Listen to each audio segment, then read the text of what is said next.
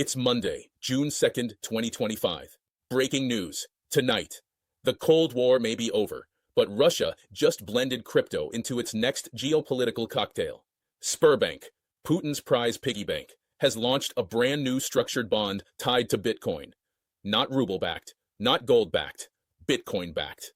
And just like that, the Kremlin is slurping up sats with a side of plausible deniability. This isn't some sketchy Telegram token pump out of St. Petersburg. It's fully legal, ruble-denominated, and crafted specifically for the financial elite. Investors who now get paid based on BTC performance and the dollar's strength over the ruble. It's a 2-for-1 special. Hedge your collapsing currency while pretending you're not into crypto. Sberbank's calling it innovation. We're calling it what it is. Laundering financial relevance through Bitcoin while banning the public from doing the same. And they're just getting started. Bitcoin futures launch on the Moscow exchange June 4th. The same Bank of Russia that once called crypto dangerous is now stirring it straight into the monetary mix. I'm Max Voltz, and this is Crypto Wars, where Sberbank just turned Bitcoin into a state-approved ruble smoothie. Vodka not included. Meanwhile, back in the land of red tape and revolving regulators, the SEC is doing its favorite dance, the delay shuffle. This time, it's asking for public feedback on whether the Wisdom Tree Bitcoin Fund should be allowed to use in-kind creations and redemptions. Translation? Should investors be able to swap actual Bitcoin in and out of the ETF, instead of being stuck dealing only in cash? You know, like how spot ETFs should have worked in the first place. The Wisdom Tree Fund, approved way back in January 2024, is already live. But now, the SEC wants to slow walk the process of giving it full functionality, just like it did with BlackRock's IBIT, VanEck's Bitcoin Trust, and even Ethereum ETFs, because heaven forbid the US actually make Bitcoin investing efficient. In its latest statement, the SEC stressed that this isn't a decision, it's an invitation for people to weigh in. Classic bureaucratic stall. We're not saying no, we're just starting the process of maybe thinking about it. All while institutions wait and the retail crowd gets burned by middlemen and fees. In-kind redemptions are how ETFs actually scale without friction. But letting people touch the real asset? That's still too much freedom for the fiat class to handle. And while US regulators drag their heels, Poland just kicked theirs off and ran barefoot into the Bitcoin future. Say hello to Karol Nawrocki, Poland's freshly elected pro-Bitcoin president. He says he's not a crypto investor, but that orange pill momentum carried him straight into office. Coincidence? Not likely. He's calling himself a guarantor of freedom, pledging to block any laws that might strangle Bitcoin innovation. Whether that's conviction or political cosplay, the result is the same. One of Europe's biggest economies now has a head of state who doesn't flinch at the word blockchain. And he's not alone. His libertarian rival polled 15% of the vote just by promising a national Bitcoin reserve. In Poland, 18% of the population owns BTC, especially among younger, urban earners. That's not a fringe, that's a base. And with Nawrocki recently schmoozing with Trump, it's clear he's watching America's crypto pivot closely.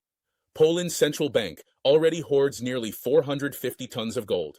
Swap some of that for Bitcoin, and suddenly Europe's snoozing financial giants might need to wake the hell up. And speaking of wake-ups, Japan just chugged espresso, popped laser eyes, and shouted "HODL" from the rooftops. Tokyo's Metaplanet just went full Michael Saylor, then turned the dial past 11. The firm added 1,088 more BTC to its stash, bringing their total to a cosmic 8,888 BTC. Pure flex, pure signal, and it's working. Their stock's up 5,000% since last April. They've pulled a 225% return by selling shares, issuing debt, and swapping fiat for freedom. Metaplanet isn't just buying Bitcoin, they're building a rocket ship out of it. They're not alone. Public companies now hold nearly 4% of Bitcoin's total supply.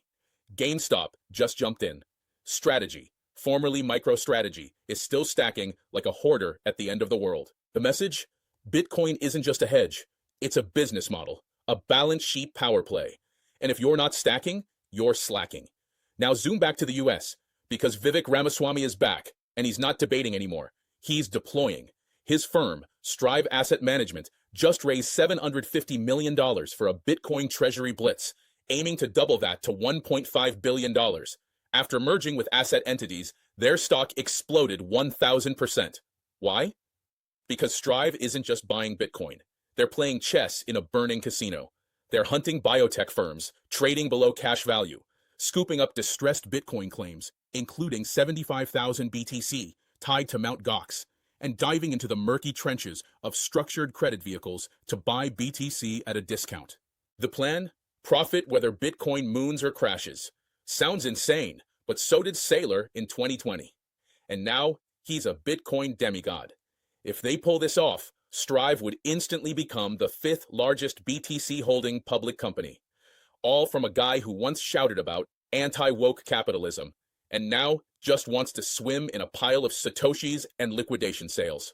From Tokyo to Texas, the suits are in, and they're here to feed. And just when you thought the signal couldn't get louder, Elon strapped a megaphone to it and called it XChat. That's right. Musk just dropped a privacy-first encrypted messaging app with Bitcoin-style encryption. Vanishing messages, no phone numbers, audio, video, file sharing. OPSEC nerds are calling it a masterpiece. Telegram sweating through its stickers. Sure, no one really knows what Bitcoin-style encryption means, but that's peak Elon. It's not a protocol, it's a vibe, and it's all part of a bigger push. With X-Money beta testing payments and XChat promising secure comms, Musk is quietly stitching together his ultimate play, the Bitcoin-friendly, censorship-resistant everything app. He's not just tweeting about the future anymore. He's building it, one encrypted meme at a time. Well, folks, that's our recon for tonight. From Russian Bond bros to Elon's DM revolution, one thing is crystal clear.